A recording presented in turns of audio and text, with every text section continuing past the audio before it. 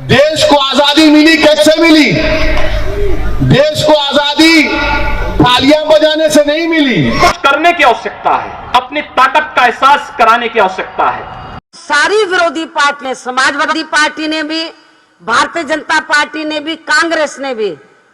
तो नमस्कार, आप देख रहे हैं पोल टॉक। मैं हूं संतोष पांडे। उत्तर प्रदेश में लगातार सियासी घमासान मचा हुआ है। कई बार ऐसा लगता है कि अब इस बार क्या होगा, लेकिन जरा बताते हैं कि असदुद्दीन ओवैसी की पार्टी एआईएम क्या कर पाती है। एआईएम का दावा है कि 100 सीटों पर उत्तर प्रदेश के विधानसभा चुनाव में लड़ेगी। क्या उन 100 सीटों पर वो जीत पाएगी या नहीं जीत पाएगी, सवाल इसके भी नहीं है। सवाल ये है वो 100 सीटें किसके साथ लड़ने वाली है, समाजवादी पार्टी के साथ, बसपा के साथ या रालोसपा के साथ है, किसके साथ लड़ने वाली है। इन 100 सीटों की लड़ाई किसके साथ होगी, यही बड़ी बात होगी। किसके विपक्ष में होगी, ये बात सवाल ज़्यादा जायज़ नहीं है। उत्तर प्रदेश में ओवैसी के लड़ने से समाजवादी पार्टी को फ़ायदा होगा या नुकसान होगा, इसकी चर्चा अभी बाद में होगी, क्योंकि उन सीटों को देखने के बाद होगा। लेकिन अभी साफ बात यह है कि इसका जो नुकसान है वो कहीं न कहीं ओवैसी को भी है, इसका नुकसान भाजपा को भी है, इसका नुकसान सपा को भी है, बसपा को भी है।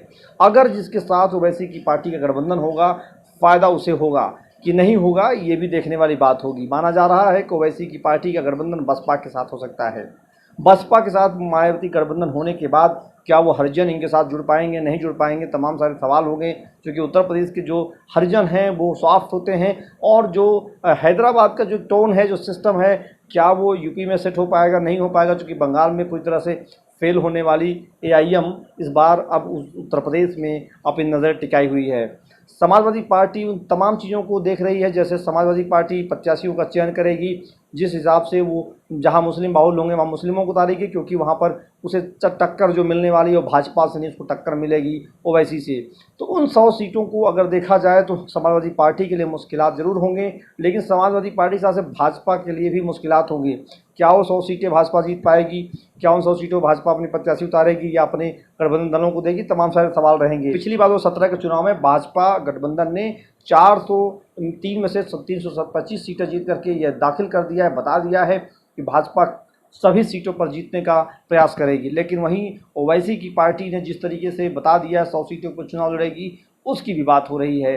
लगातार चर्चा हो रही है उत्तर प्रदेश में कौन जीतेगा कौन हारेगा, इसकी चर्चा अभी बात भविष्य में होगी। लेकिन अभी जिस तरह से तैयारी चल रही है उसमें यह बताना बहुत ज़रूरी है कि ओवैसी से किसे लाभ होगा, किसे नुकसान होगा। समाजवादी पार्टी के लिए परेशानी ये है कि उन्हें अपने मुस्लिम चेहरों को आगे लाना होगा। उनके पास जो बड़े मुस्लिम चेहरे थे, चाहे आजम खान हो, बीमार पड़े हैं, 2-3 चेहरे इनके इस कोरोना काल में निधन हो चुका है, उनको भी लेकर के चर्चा हो रही है। लेकिन ओवैसी के सामने दिक्कत ये है, और वहीं मुसलमानों के लिए दिक्कत यह है कि वो किसे चुनेंगे, क्योंकि उनके पास कोई नेता नहीं है, उनका कोई अगुवाई नहीं कर पा रहा है। बसपा अलग बातें करती है, सपा अलग बातें करती है, कांग्रेस अलग, तो भाजपा अलग। अब देखने वाली बात है कौन इसमें कितना फ़ायदा कर पाएगा, कितना आगे बढ़ पाएगा। लेकिन चर्चा उत्तर प्रदेश में खूब हो रही है ओवैसी के एंट्री की, और चर्चा होती रहेगी। लगातार पोल टॉक पर हम अपडेट जानकारी देते रहेंगे। तब तक के लिए धन्यवाद। जय हिंद, जय भारत।